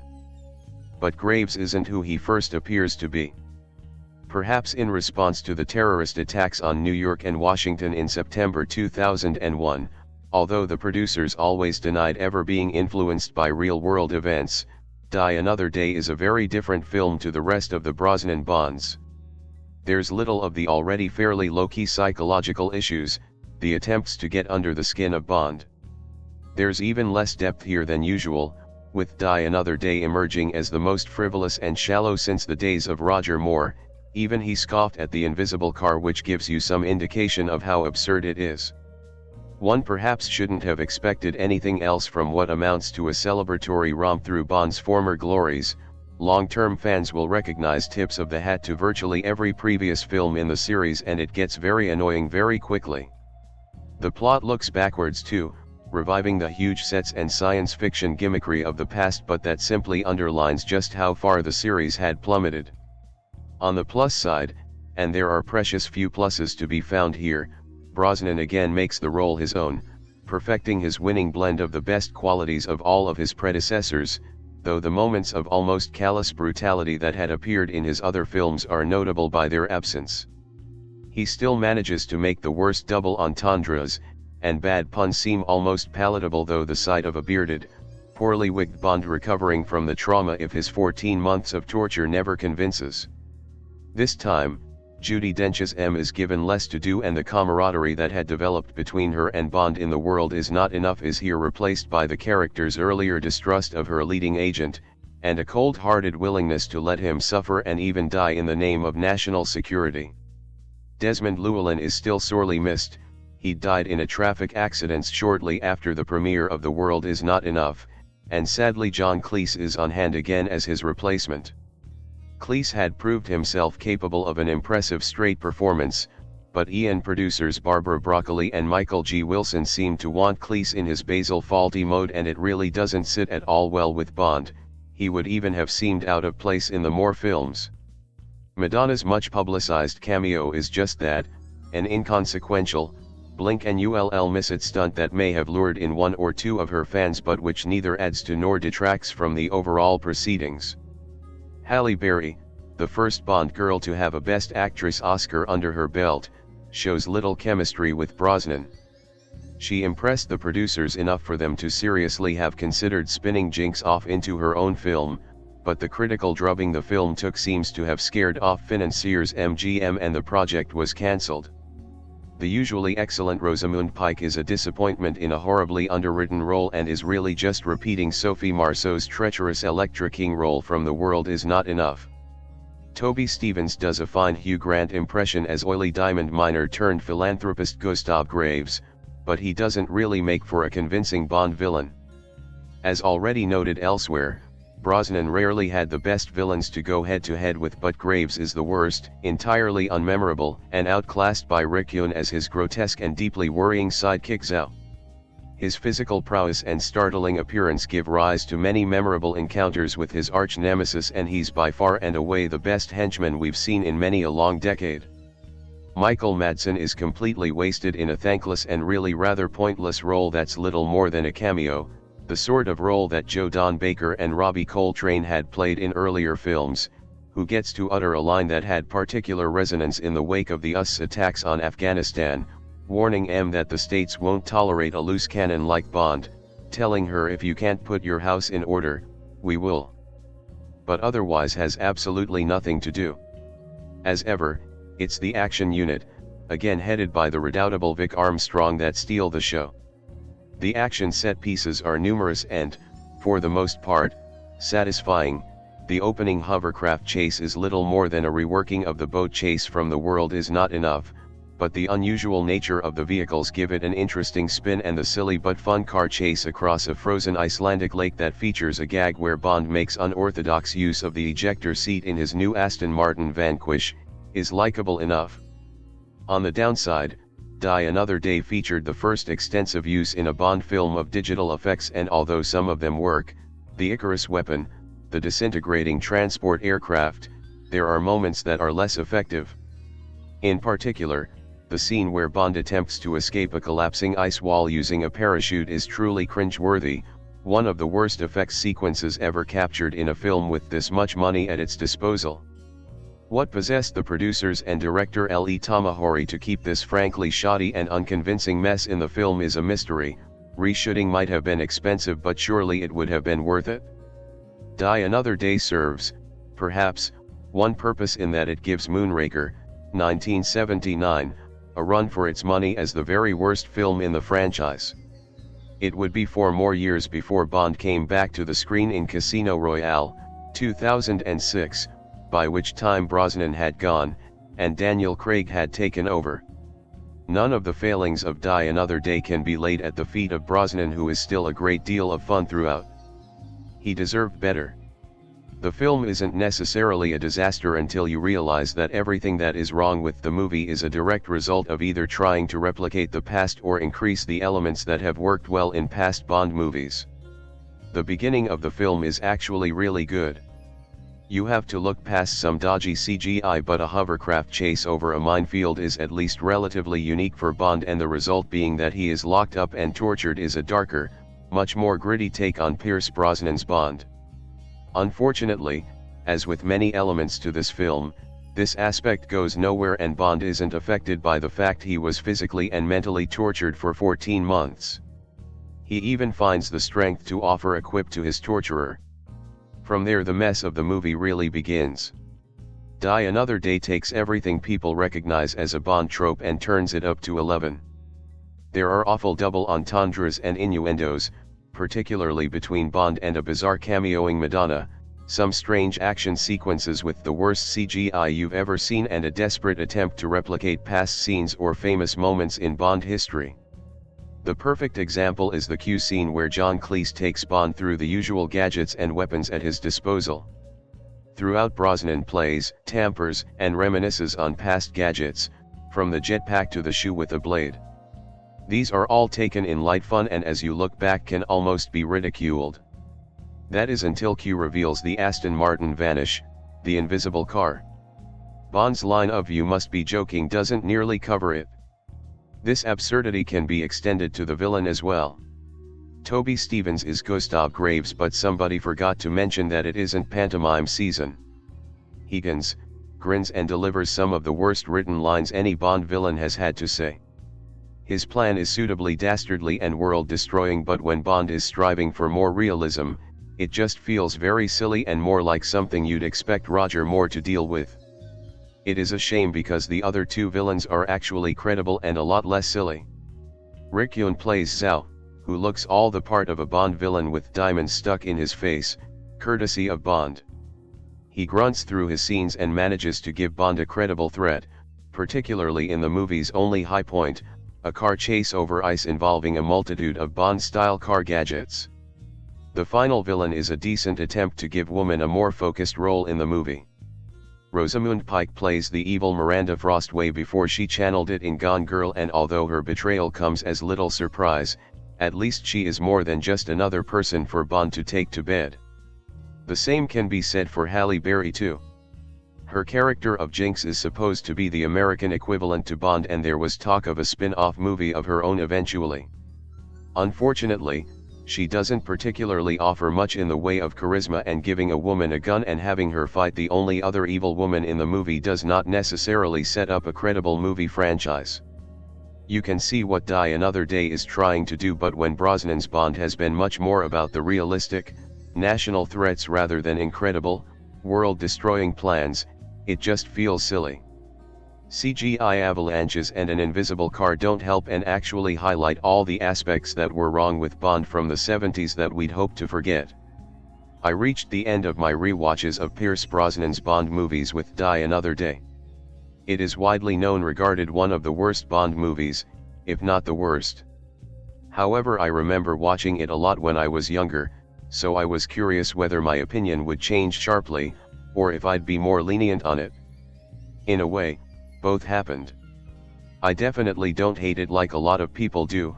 I do find parts of it I enjoy, even when most of it is ludicrously silly.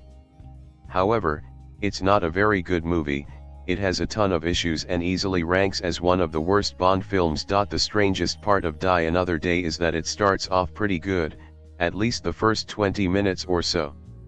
James Bond is on a mission in North Korea, and the opening set piece is entertaining, if darkly lit, and even goes to some dark places. Bond is captured, tortured, and interrogated before being released. The opening was new ground for Bond, and the tone seemed like it was where Brosnan wanted to take Bond for the longest time. Even with some weird inclusions such as a CGI bullet flying towards the screen in the opening gun barrel sequence and the Madonna opening song, it had a good start. You really notice a change from the point where Bond escapes from the hospital by faking a cardiac arrest by lowering his heart rate by will. This dark tone and opportunities from the start of the movie aren't capitalized on at all. Any potential given by the start of the movie fizzles out quickly. MI6 and M initially don't trust Bond after he's released, believing him to have given up vital information during the torture. However, that doesn't last for long, and soon enough he's back on a mission with them. The opening being that dark is very strange, considering that on the whole it is one of the silliest Bond movies. The plot is straight out of a Roger Moore Bond movie, especially with the inclusion of a solar laser beam being shot out by a diamond-encrusted satellite. There's even a plot point where the main villain, played by Toby, a British white guy, turned out to be a Korean guy who used gene therapy. Ironically, this isn't even the most racist moment in Bond's film history. Being silly isn't going to bother me, many of the Moore movies are absurd and people mostly gave those a pass. Die Another Day would make for an enjoyable campy Bond movie if they were aiming for that. Unfortunately, it is not self-aware, in fact it takes itself pretty seriously, which makes things tonally strange. Also, despite the very silly things that happens, on the whole it feels strangely dull with not a whole lot of energy. The attempts at humor are bad but somehow also feel low effort, and the plot is rather predictable. So while there are individual moments that are goofy, it's not the kind that keeps you endlessly entertained throughout the entire runtime. The acting is a bit of a mixed bag. Pierce Brosnan has gradually been improving as James Bond with every subsequent film, but his work here is rather disappointing, feeling a little lazy and on autopilot. The opening with the torture in North Korea certainly provided an opportunity for a much darker journey for the character, but unfortunately the film didn't take advantage of that. However, I wouldn't call it a bad performance. Brosnan is still charming and fun to watch, and effortlessly delivers the, mostly cheesy and bad, one-liners written for him. Halle Berry plays the main Bond girl named Jenks. Berry was disappointingly underutilized and forgettable, delivering a rather boring performance and having basically no chemistry with Brosnan. Toby plays the villain, and the character is rather silly given that his name is Gustav Graves. The character is rather boring, however Stevens seems to be acting so hard to be the villain that he's kind of entertaining. He is just sneering throughout the last half of the movie as he tries to be menacing, and as that he's kind of fun to watch. Still, he's a strong contender for the worst Bond villain. Rosamund Pike is in this movie in an early role for her. While there are issues with the writing of her character, she leaves a strong enough impression, more than Berry or the main villain, and is overall one of the film's stronger performers. Rick Yune also made for a decent henchman, working better than the main villain too. John Cleese as the new Q after his introduction in the world is not enough. He's decent enough but a bit underutilized, definitely not as memorable or effective as Desmond Llewellyn or Ben Whishaw. Michael Madsen is very out of place in this movie as the head of the NSA, and it feels like he should be in a completely different movie. He's not believable at all in his part. Lee Tamahori is the director of Die Another Day, and in the nicest possible terms, his work is a bit mixed. It's one of the 3 Bond movies released in the 2000s, but Dad is the only one which really feels dated and very much in the 2000s. Specifically, the style uses a lot of slow motion and shots being sped up, especially in the action scenes. It's like it was trying to imitate John Woo's style from Mission Impossible 2, but even that movie seemed to have some level of energy, while Die Another Day has none. There's also an over-reliance on CGI and green screen, more so than most of the past Bond movies, and the CGI just looks clunky today. The gadgets in the Bond films have never been what you'd call realistic at the best of times, but this film takes it to a new level. The biggest example that everyone points to is an invisible car, and while that is firmly a step into the sci-fi territory, given the other stuff that also happens in the movie, I would not call it the most silly part of the movie. The action scenes are ridiculous. There is a chase scene between two cars on ice, and most infamously there's a scene where Bond windsurfs, making use of horrible green screen and an obvious stunt double. However, there's still fun to be had with some of the action. There's a fight scene that makes use of multiple laser beams spinning all over the place, and it's just so absurd and hilarious for it. There's also a fight scene between Bond and the main villain in their first encounter in a dueling club where they fight with swords. That was entertaining too. The production design is solid. The Ice Palace in the middle of Iceland particularly makes for a memorable setting for a Bond film, and not necessarily in a bad way. I don't usually mention Bond songs in reviews, but Madonna's song for Die Another Day is so atrocious I don't know how it ended up being used. The title sequence actually advances the story showing Bond's torture, but it feels very out of place that Madonna's song is played during this. Speaking of Madonna, she has a cameo in this, and somehow is even more out of place than Michael Madsen was, which is rather impressive. There are also some weird song choices, like how they literally needle drop London Calling by The Clash as James Bond is traveling to London. However, I will give great praise to David Arnold's score, which is really the only consistently good/great part of the movie. While I'd say that Die Another Day is definitely one of the worst Bond movies, I don't dislike it that much, at the very least not as much as other people. It is certainly memorable, even if it's for the wrong reasons. However, it's just as well that after Dad they rebooted the franchise, and that if anything is the film's greatest contribution, as it would result in the Daniel Craig Bond era. The most disappointing thing about this movie is that you could swap out the Bond name and it would have fitted alongside other generic action flicks around that time. There are certainly some fun moments, but the movie on the whole is surprisingly dull. As bad as it is, if you watched the first 3 Pierce Brosnan Bond films, you might as well watch this one too, even just for completion. Okay, before we start, I have a challenge for you. Do you think you can find a massive Bond fan who can actually render an impartial verdict regarding this film? Let me save you time and answer that: no. No, you can't. Nothing against the skills of anyone reading this, but most fans do not regard this mess very highly. Trouble is that as a reviewer, I am obligated to be as impartial as possible. I'm not sure I will be, but I will try as hard as I can. Pierce here is still giving us one of the best performances in his tank as James Bond. What is unfortunate, however, is that it's apparent from this that he is in the role more for the pay than at any point before. He seems bored with the role to a great extent, just as Sean was in You Only Live Twice 35 years prior.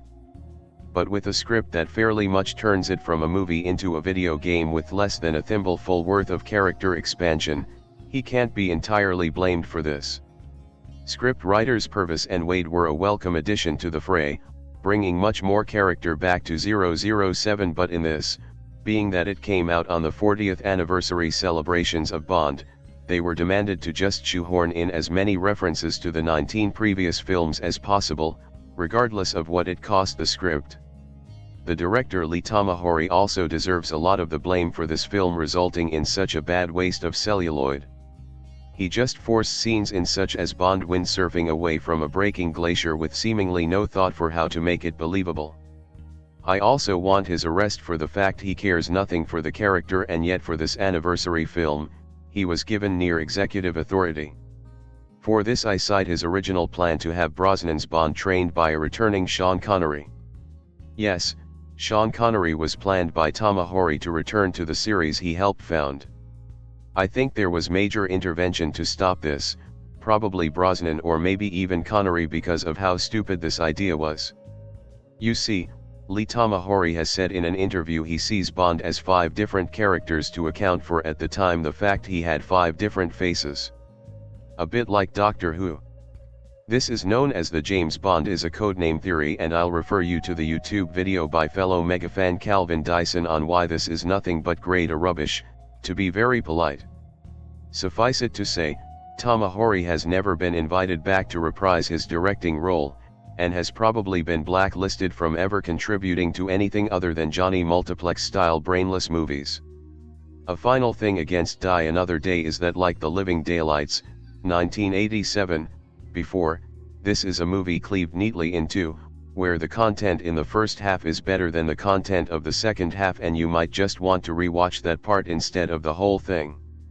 Trouble is, the first half is not significantly better. It is just that the second is so awful that it artificially makes one prefer the first of them. Die Another Day is a bloated mess which attempts to shoehorn in as many not subtle references to the past of Bond as it can. It was helmed by a man with little or no idea what he was doing, or if he did, no idea what the consequences of those would be. Pierce Brosnan sadly gives a by-the-numbers performance, and the result was at best, an incoherent mess. Brosnan does not get the swan song he frankly deserved for his part as one of what I would call the major James Bonds, Connery, Moore, Brosnan, and Craig, and it only adds to how badly this film comes across. This perhaps did contribute to Bond taking 4 years away from our screens, and thankfully when he did return, it was not just with a new actor in the lead role, but with a huge tonal shift that arguably would beggar belief that this film is the direct predecessor to it. It opens with Bond surfing to work, which seems exhausting and rather odd. He's on a mission. Colonel Tan Sun Moon is illegally trading weapons for African conflict diamonds, so Bond tries to stop him. That segues into a not bad hovercraft chase, also a first for the franchise. I don't remember anyone craving such a chase in 2002, but it was different if nothing else. James's mission is scuppered when he is betrayed. Bond is captured by the enemy, and during those opening titles, he is tortured, grows a big bushy beard, puts on weight, and loses the ability to button up his shirt. Eventually, after 14 months, our hero is traded and goes through a detox in a high-tech lab. Naturally Judi Dench, is miffed with him, because that's her default setting with Bond. As a side note, a doctor is played by Paul Darrow, the much-missed Blake 7-star. Just a shame he's barely in the movie. 007 escapes from MI6 custody, swims a vast distance, apparently, not that we see any of it because the camera cuts to him emerging from the drink, and checks into a Hong Kong hotel without buttoning his shirt up. 14 months of imprisonment will do that to an agent. Eventually Bond gets a tip-off that he needs to go to Cuba, actually Cadiz, where I spent a wonderful day a couple of years ago just because of this movie.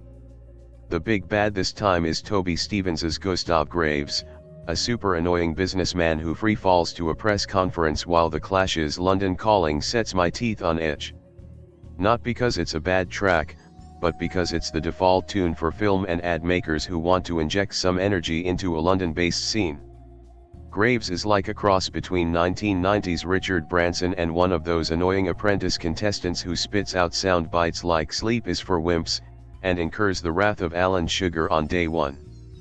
Bond crosses paths with Jinx, Halle Berry, an NSA agent who emerges from the Cuban surf like Ursula Andress in Dr. No and relishes a double entendre. As Bond has the libido of an 18-year-old, it's mere moments before he and Jinx are steaming up the lens like rampant honeymooners. However, as this is 007, he also beds MI6 agent Miranda Frost, Rosamund Pike, who winds up at an impressive ice palace and, spoiler alert, turns out to be the obligatory femme fatale. John Cleese returns for his second and final turn as Q, and he's rather excellent as the gadget dispenser. Just a shame the invisible car is so laughable.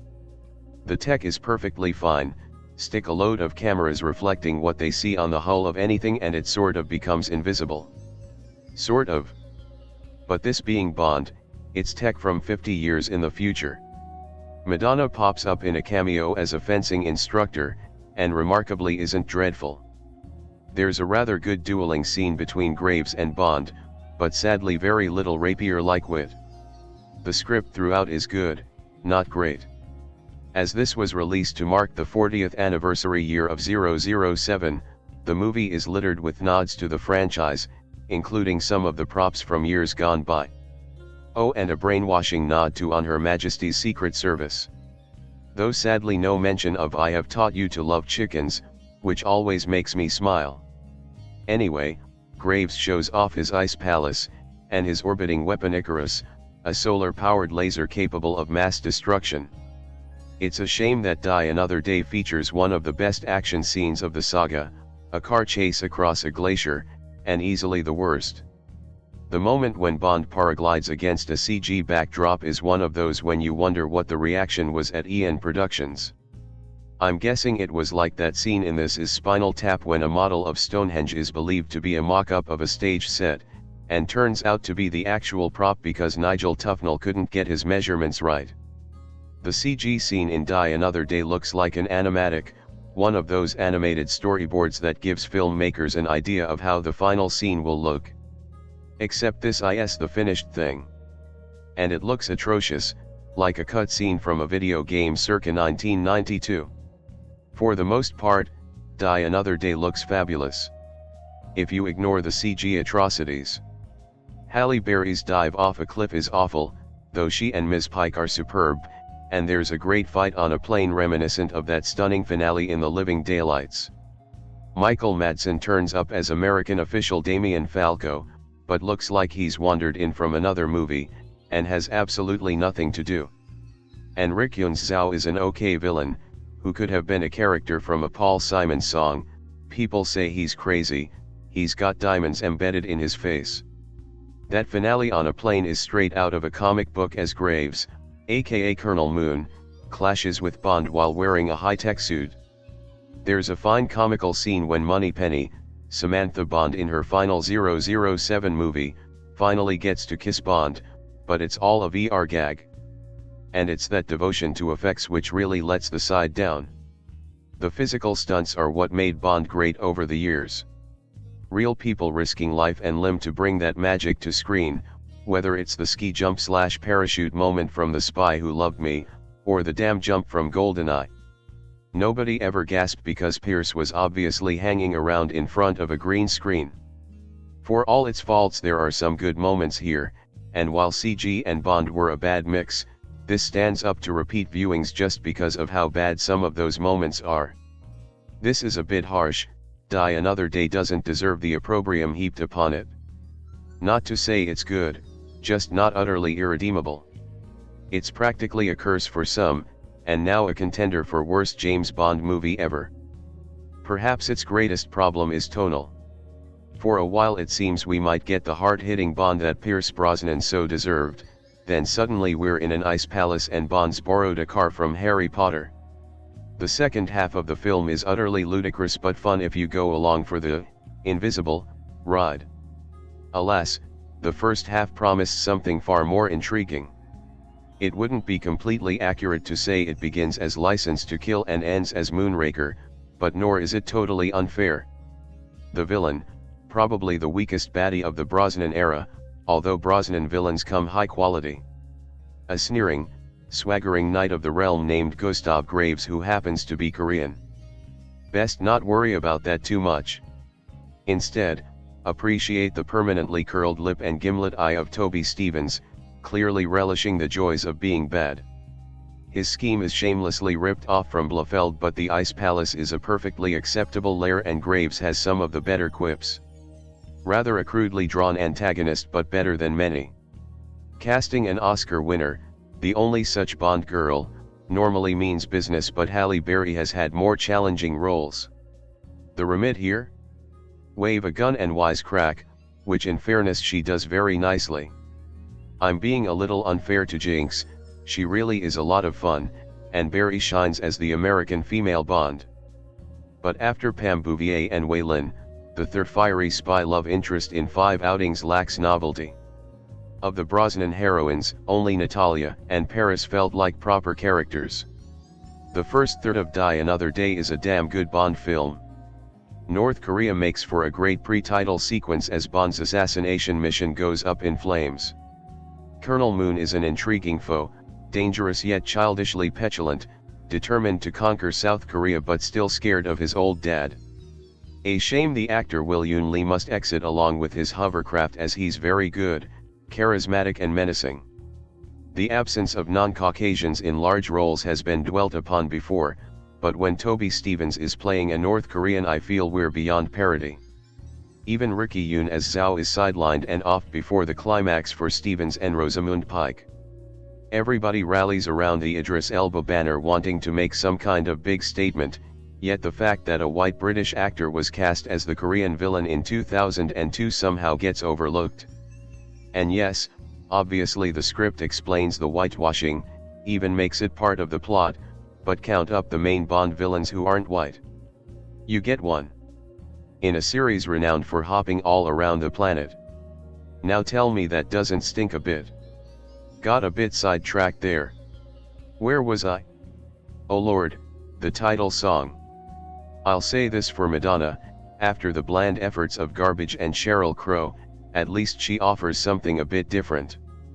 And, let's face it, she could have channeled the best of Shirley Bassey and Duran Duran and people would still have slated her just because she's Madonna.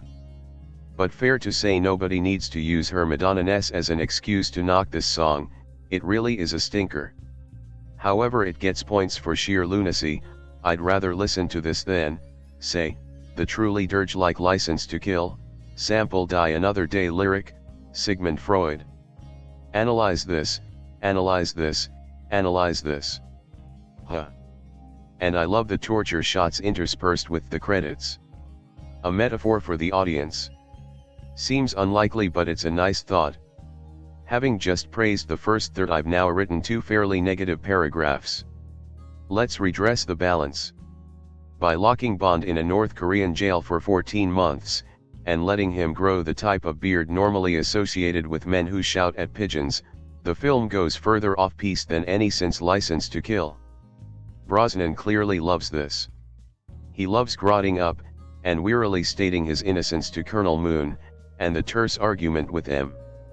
This is the Bond he always wanted to play, gritty, beleaguered, unbowed. It's nice in his final outing Pierce gets this chance, shame it doesn't last long. Tracking down Zhao is a throwback to Bonds of old. Mr. Chang and Rahul are the type of eccentric cameos beloved of the Connery and Moore eras. Both, in their way, add to the sense of a world of espionage hidden from sight, a world Bond must tap into in order to hunt his target. Then Jinx appears. Like Wei Lin, Jinx was apparently considered for her own spin-off movie, proof of the paucity of female action heroes that every time a Bond girl shoots someone, Hollywood wants to start a franchise. Personally, I prefer Jinx to Wei Lin. She's barely more fleshed out as a character, but Halle Berry has a sparky charm and she does a lot of actual spy stuff. Jinx has some great moments. I particularly like her eyebrow raise to Bond before falling off the battlements into the sea, but also some shocking lines. The "read this, bitch," to Miranda is just a bit schoolyard but pales in comparison to her response when interrogated by Zhao. "Who sent you?" "Your mama." Somewhere Gert Frobe turns in his grave. The gene therapy clinic marks a turn into the weird. Let's ignore the science. If we accept the plastic surgery in Thunderball or the brainwashing of On Her Majesty's Secret Service, we can't really scorn the DNA restructuring here. Those ultraviolet masks are certainly trippy. The clinic is a far more interesting, and indeed horrifying, concept than yet another giant laser from the sky. A little more time spent there wouldn't have gone amiss. The fencing match marks the passing from the old gritty film into the new silly one. That being said, I really enjoy the fight. Verbal sparring between an undercover Bond and a supposedly philanthropic villain is always good fun. The obvious mutual dislike between Bond and Gustav Graves only adds to the enjoyment. The fight, in which swords quickly get upgraded and the club utterly trashed, is very Roger Moore but enjoyable Moore, not utterly stupid Moore. And as for the Madonna cameo, if you didn't know she was Madonna, I doubt it would stand out. Big if. The invisible car, though, is very odd. I frankly have no idea why it was included. I can imagine somebody lightheartedly raising the concept at an early script meeting and somehow it never quite being taken out. In The World Is Not Enough, I questioned Renard's bullet in the head as being a needlessly silly addition to an otherwise complex character. Well, the invisible car is 10 times as silly and even less necessary. If you insist on including an invisible car in your film, at least own the thing. At least let's have a chase in which the car escapes destruction through being, you know, invisible. It feels stupid even typing these words out. But the much maligned invisibility is barely used. Bond drives around the palace briefly and disappears from Zhao during their car duel. That's about it, nothing you couldn't write around, nothing remotely integral or even particularly deranged. Deep down the film seems to realize how stupid the car is and hides it away for the most part, but nobody plucked up the courage to say, screw this, let's bend the car. Again, and I'll bang this drum till my hands drop off, I get the impression the writers thought we've got to have something big and barmy in there, because that's what a Bond's meant to have without considering how to fit the new toy into the film. Gimmicks come before story, never a great sign. Onto the Ice Palace and an utterly different film. The drastic shift in tone is the great problem with Die Another Day. The relative sharpness of the first half makes the silliness of the second so much more noticeable. We start out with Dalton and we end up with Moore. I don't think the second half is particularly terrible, either. But anybody who enjoyed the early unexpected toughness will be disappointed of the reversion to type, while those who like their Bond fun and dumb may well have mentally checked out. As many a perceptive commentator has noted, the filmmakers tried to please everyone, an incredibly difficult accomplishment. Shame, because the Ice Palace is perfectly enjoyable in a brainless sort of way. The sneering Graves is an adequately hissable villain, a far cry from the tortured Renard, but he fits the new film well. Toby Stephens can certainly toss out a line, plenty of time to sleep when you're dead, and his Etonian swagger has the arrogance of true megalomania. And my, can he sneer. Graves has a slightly pantomime quality about him, but then so does the film itself. However, leaving aside the politics, the Korean twist really doesn't work. Can anybody associate the preening toff with the Korean colonel? It's not. I don't believe Graves and Moon are the same person. I actually forget they are meant to be. Zhao and Miranda Frost complete the pleasingly thorough villain, henchman, femme fatale triumvirate. Zhao, as mentioned earlier, gets a little frozen out as the film goes on. Not in terms of screen time but importance. The first half of the film is focused on Zhao only for his enmity with Bond to drop off. Shame, because with his diamond-studded, ghoulish face, Zhao makes a striking villain. The car duel is a nice spin on the normal chase.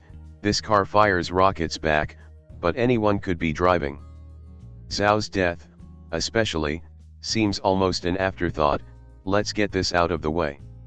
Miranda waxes as Zhao wanes. After the insanity of Xenia on top, and the prominence of Electra King, poor Miranda feels a little flat as a villainess.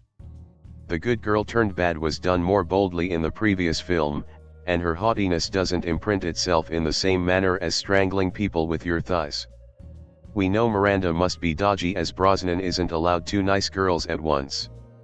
The aeroplane duel with Jinx half works, but intercutting between two fights in which you already know the outcome isn't the most thrilling. Would have been hilarious if Miranda killed Jinx. Wonder if anybody was tempted, just for the shock value. This film, directed by Lee Tamahori, written by Neil Purvis, based on James Bond, produced by Michael G. Wilson, starring Pierce Brosnan, cinematography David Tattersall, edited by Christian Wagner, music by David Arnold, production companies Metro-Goldwyn-Mayer, distributed by MGM Distribution Co. Release dates November 20, 2002. Running time 133 minutes. Countries United Kingdom. Language English. Budget $142 million. Box office $432 million.